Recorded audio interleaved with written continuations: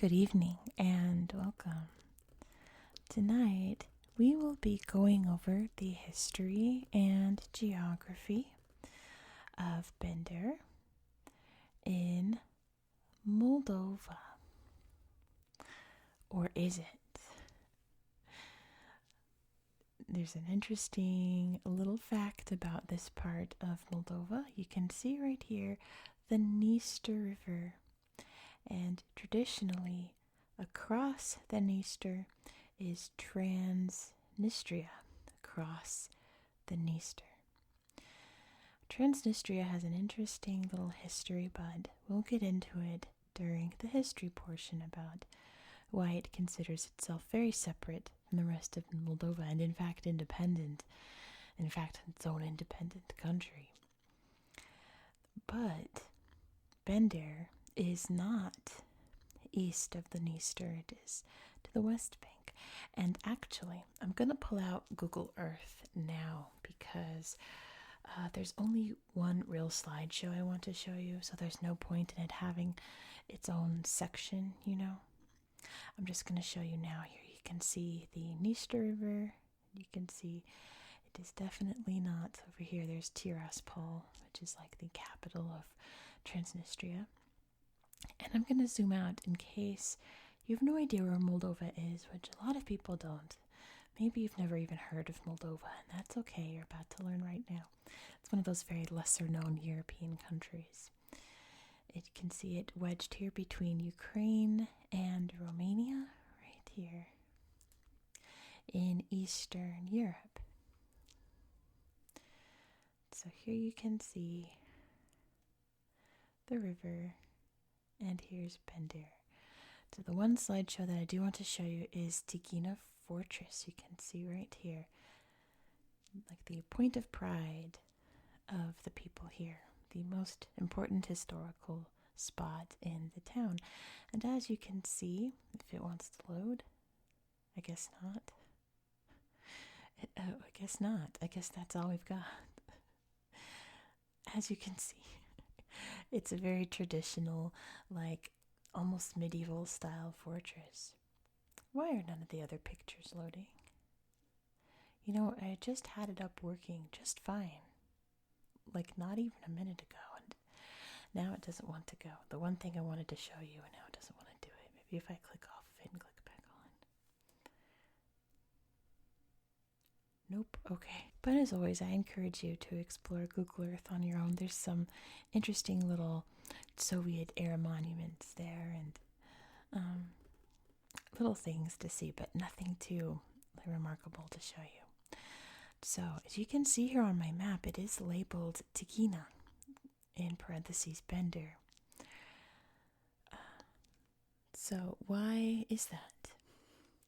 That is because in the, I guess, Moldovan language, which is very close to Romanian, Tigina is its name.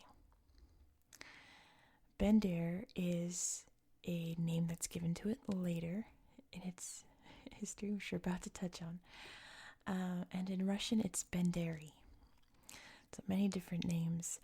From what I can tell in my research, they're a bit interchangeable, but Bender being like probably the most common, followed very closely by Tigina. So let's get into the history here and explain why that is. Why is this history so complicated? The earliest mention of this town was in 1408. So they were probably farming settlements there along the river, but it wasn't really an official town until, let's say, the 1400s, and when it was part of a region known as Bessarabia. Not quite Moldova just yet. Bessarabia. The fortress that you saw there on Google Earth originally started off as a kind of hill mound fort that was established by Stephen the Great in this time. And it wasn't until the 1500s that it would become what you saw, or what you saw that one picture of on Google Earth. And that is because in 1538, This region was conquered by the Ottoman Empire, specifically by Suleiman the Magnificent.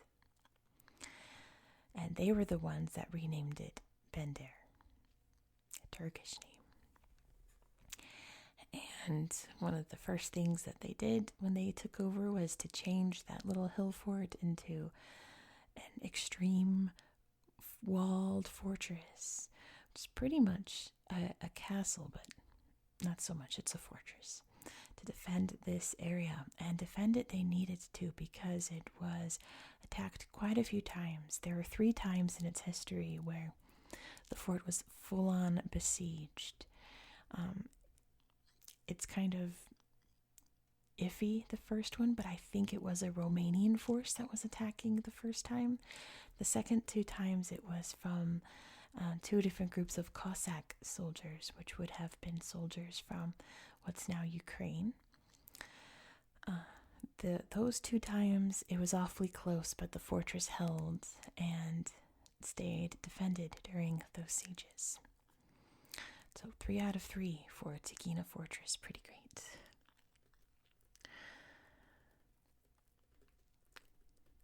During the Russo-Turkish Wars, however, Russia would wind up occupying this area and would officially annex this region in 1812.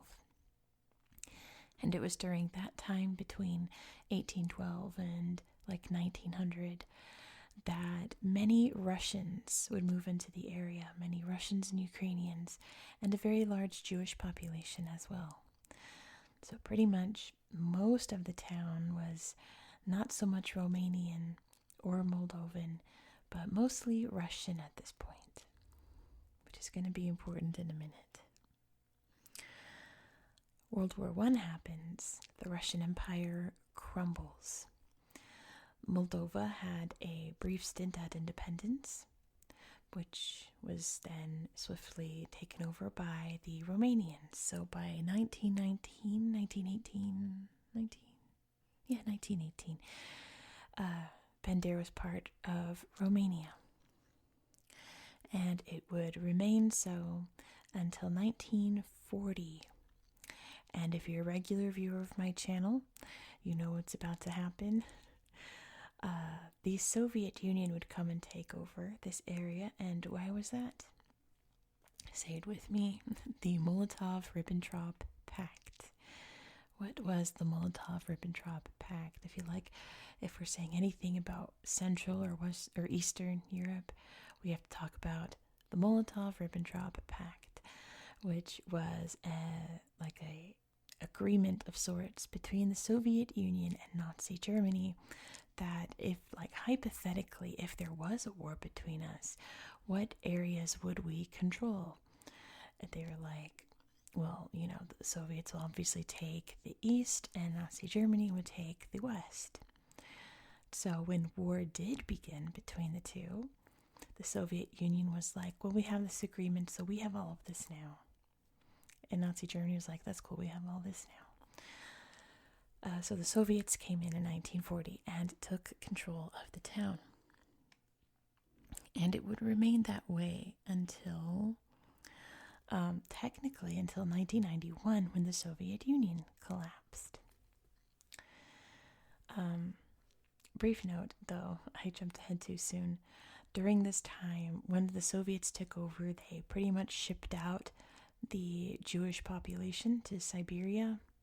Almost everyone. The ones that did remain behind once the Romanian forces came in, which were fighting for the Axis powers, the Jewish population was very sadly executed during the Holocaust. So when World War II ended, a lot of that Jewish population that was sent to Siberia came back. And most did not stay. Most went to Israel once that became a thing to do. And not long after World War II. Because there was not a lot there left for them, unfortunately. So, another spot in Eastern Europe where there was once a very thriving Jewish community that is no longer there, very sadly.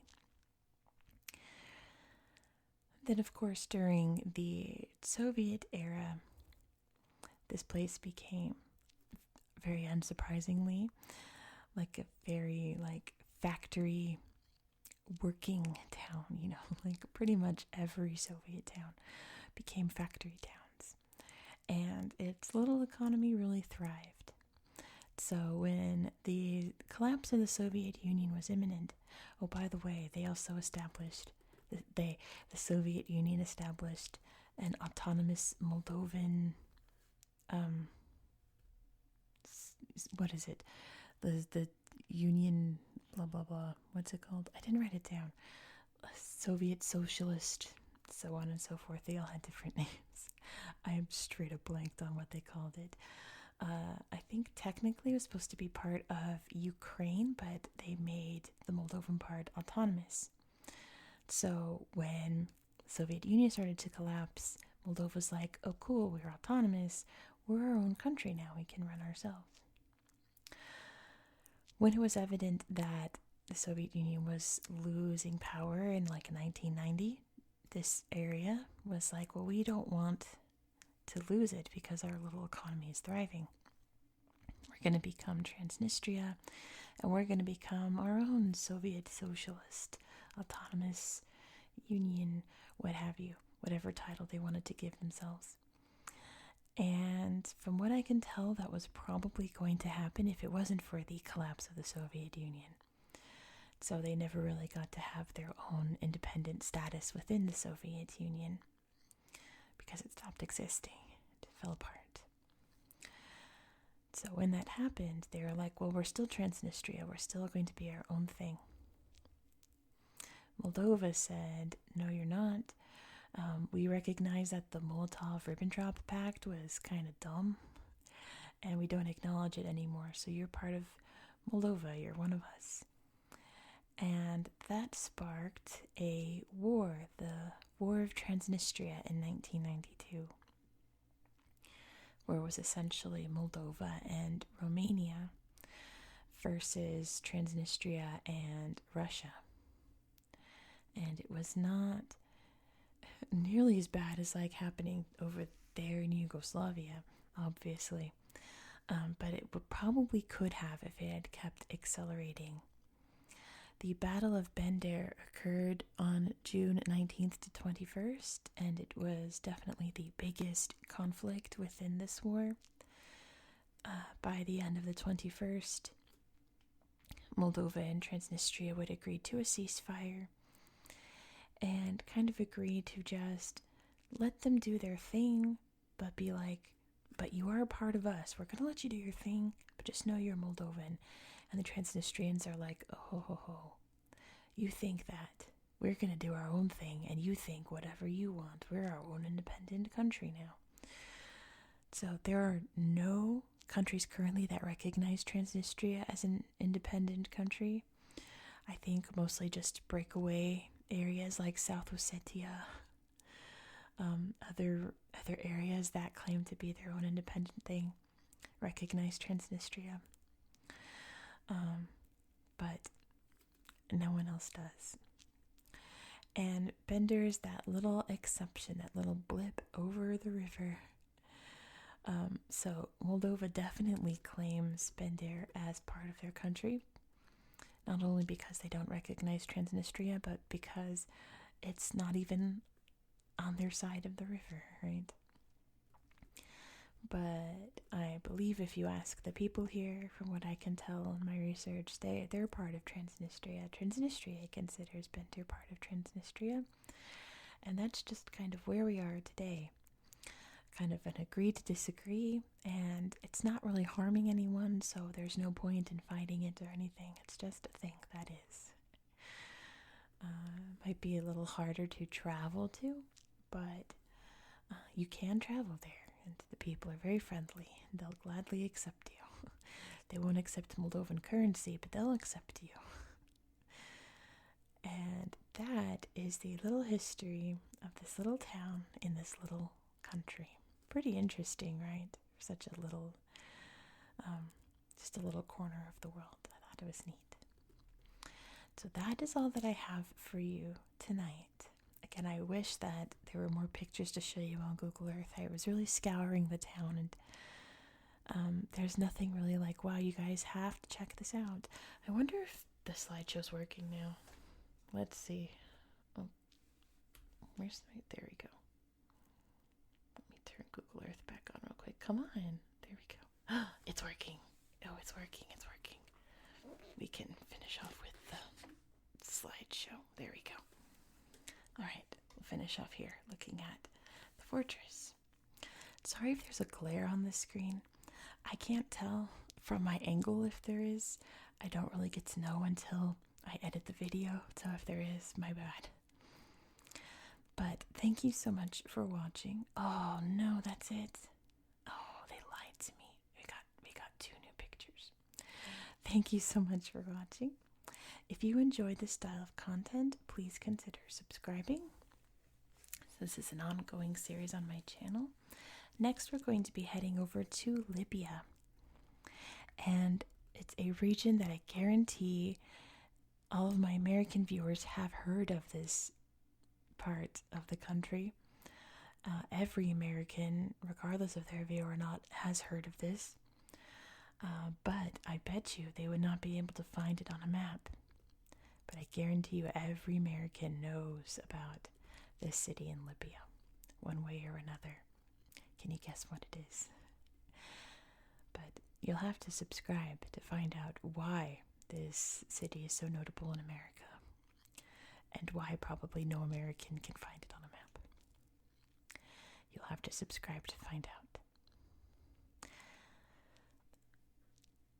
If you learned something cool in this video, don't forget to give it a little thumbs up and let me know any cool facts you learned down in the comments.